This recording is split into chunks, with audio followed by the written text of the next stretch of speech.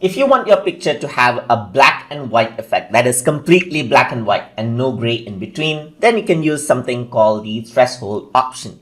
So to do that, I'm going to go around onto the adjustment menu on the top, and then here you can see threshold is an option. So once you click on threshold, you can see black and white is used around right here. You can increase the levels right here to increase the amount of black, or decrease the levels right here to increase the amount of white.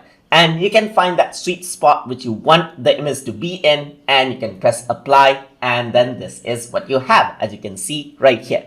So I'm going to go around and do this with the other image as well. So I'm going to go around and then let's say, for example, click on stock search right here. And then let's say I'm going to go around and then select out another image like this one right here. So these are a bunch of cookies, as you can see. I'm just going to load up a web version of this.